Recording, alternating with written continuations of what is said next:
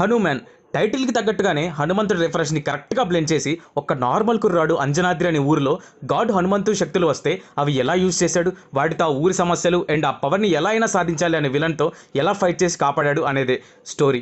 Director Prashanth Varma comedy and మైథాలజీని relate చేసి చూపించిన విధానం made me enjoy and given goose bumps moments. Predictable story అయినప్పటికీ ఆ రాసుకున్న గాడ్ రిఫరెన్స్ సీన్స్ని పర్ఫెక్ట్గా మైథాలజీ కనెక్ట్ చేసి ఇచ్చిన ఎలివేషన్స్ మాత్రం ఒక్కోటి అద్దరిపోయాయి. మూవీ టీమ్ హార్డ్ వర్క్ ప్రతి చోట కనిపించింది. ఫస్ట్ విజువల్లీ మూవీ సాలిడ్ ఉంది, దానితో పాటు ఎలివేట్ చేసిన మ్యూజిక్ మాత్రం next level. Titles and mythology స్టోరీని motion graphics presentation was too good and especially climax part VFX భయ్యా మైండ్ బ్లోయింగ్ అనిపించింది. మనల్ని ఆ డెవోషనల్ మూడ్లో హనుమాన్ చాలీసా స్కోర్తో ఒక సీక్వెన్స్ ఉంటుంది, మామూలు హై ఇవ్వదు. నాకు మాత్రం కళ్ళల్లో నీళ్లు తిరిగాయి, అంత మూవ్ అయిపోయా. A must watch film, kids and all ages వాళ్ళు తప్పకుండా చూడండి, మిస్ అవ్వద్దు. ఇలాంటి మూవీస్ రేర్గా వస్తాయి, అందులో మన తెలుగులో రావడం చాలా హ్యాపీ అనిపిస్తుంది. Excited for Prashanth Varma cinematic universe next movies. Jai Hanuman.